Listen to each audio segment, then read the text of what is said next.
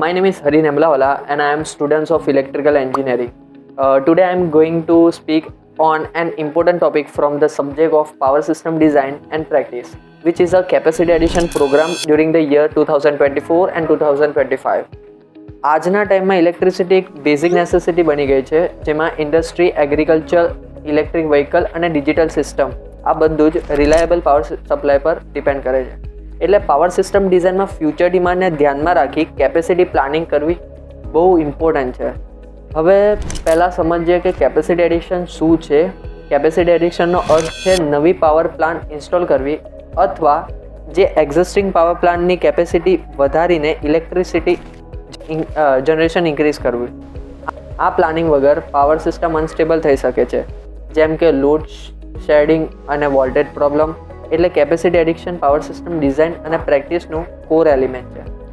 હવે આપણે capacity addiction programme 2024 and 2025 તરફ જોઈએ. આ chart according total plant capacity addiction 5330 megawatt છે.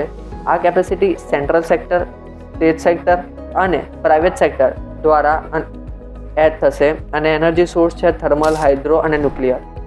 તો પહેલું સેન્ટ્રલ સેક્ટરની વાત કરીએ તો સેન્ટ્રલ સેક્ટરમાં total 1920 megawatt capacity addition plan છે.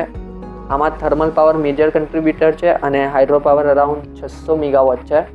સેન્ટ્રલ સેક્ટર ઓર્ગેનાઇઝેશન નેશનલ ગ્રીડને સ્ટેબલ રાખે છે અને બેઝ લોડ પાવર પ્રોવાઈડ કરે છે. હવે સ્ટેટ સેક્ટરની વાત કરું તો જે આ પ્રોગ્રામના મેક્સિમમ કન્ટ્રીબ્યુશન કરે છે, તો સ્ટેટ સેક્ટરમાં ટોટલ 3350 મેગાવોટ કેપેસિટી એડ થશે. આમાં થર્મલ પાવર અરાઉન્ડ 3150 મેગાવોટ અને હાઇડ્રો પાવર અરાઉન્ડ 200 મેગાવોટ છે. સ્ટેટ સેક્ટર લોકલ ડિમાન્ડને ધ્યાનમાં રાખી ડિસ્ટ્રીબ્યુશન કંપનીને ડાયરેક્ટ સપ્લાય કરે છે. હવે પ્રાઇવેટ સેક્ટરની વાત કરીએ તો પ્રાઇવેટ સેક્ટરમાં કન્ટ્રીબ્યુશન આ યરમાં ઓછું છે, અરાઉન્ડ 60 મેગાવોટ, પણ ફ્યુચરમાં રિન્યુએબલ એનર્જી ફિલ્ડમાં પ્રાઇવેટ સેક્ટરનો રોલ વધતો જશે. હવે એનર્જી સોર્સ વિશે સમજીએ તો થર્મલ પાવર આ પ્રોગ્રામમાં લાર્જેસ્ટ કન્ટ્રીબ્યુશન છે, અરાઉન્ડ 4530 મેગાવોટ. જ્યાં thermal plant continuous power supply provide કરે છે અને ગ્રીડ સ્ટેબિલિટી માટે પણ ઇમ્પોર્ટન્ટ છે. હાઇડ્રો પાવર અરાઉન્ડ 800 મેગાવોટ છે અને હાઇડ્રો રિન્યુએબલ સોર્સ છે અને પીક લોડ ટાઈમમાં સિસ્ટમને ફ્લેક્સિબિલિટી આપે છે. આ યર કોઈ નવી ન્યુક્લિયર કેપેસિટી એડ કરવામાં નથી આવી, પણ લોંગ ટર્મ ફ્યુચરમાં nuclear energy clean base load option બની શકે છે. પાવર સિસ્ટમ ડિઝાઇનના પર્સપેક્ટિવથી capacity addition load forecasting, grid stability, reliability અને ફ્યુચર એક્સપાન્શન માટે બહુ ઇમ્પોર્ટન્ટ છે. પ્રોપર પ્લાનિંગથી પાવર ફેલર અને બ્લેકઆઉટના ચાન્સીસ ઓછા થઈ જાય છે. તો કન્ક્લુડ એ નીકળે છે કે કેપેસિટી એડિશન પ્રોગ્રામ 2024-25 બતાવે છે કે ઇન્ડિયા પોતાની પાવર ઇન્ફ્રાસ્ટ્રક્ચરને સ્ટ્રોંગ બનાવી રહી છે.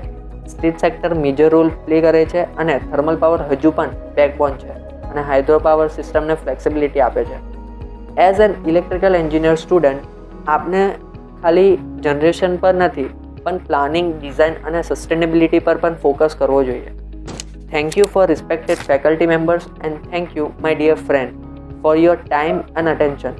This was my presentation on a capacity addiction program during the 2024 and 2025 for the subjects of power system design and practice.